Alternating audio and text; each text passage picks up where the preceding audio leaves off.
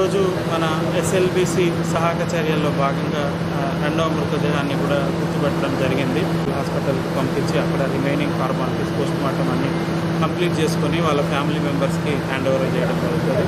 So దీనికి మనము ఒక రెవెన్యూ ఆఫీసర్, ఒక పోలీస్ ఆఫీసర్, ఒక హెల్త్ డిపార్ట్మెంట్, అంబులెన్స్తో పాటు పంపించి వాళ్ళకి హ్యాండ్ ఓవర్ చేసేదాకా కూడా మానిటర్ చేయడం జరుగుతుంది. ఆనరబుల్ సీఎం గారు ఈ ఫ్యామిలీ మెంబర్స్కి 25 lakhs ఎక్స్గ్రేషియా ఇవ్వమని కూడా ఆదేశాలు ఇవ్వడం జరిగింది.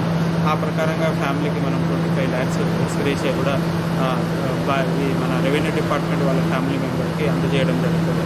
అంతేకాకుండా ఈ లోపల ఉన్న 8 మంది ఎవరైతే ఉన్నారో వాళ్ళందరినీ సర్చ్ చేసేంత వరకు కూడా ఈ రెస్క్యూ ఆపరేషన్ కంటిన్యూ చేయాలి, వాళ్ళందరినీ కూడా తీసుకురావాలని ఆనరబుల్ సీఎం గారు ఇన్స్ట్రక్షన్స్ ఇవ్వడం జరిగింది. సో ఆ ప్రకారంగా ఇంకా రెస్క్యూ ఆపరేషన్ మనకు కంటిన్యూ అవుతుంది.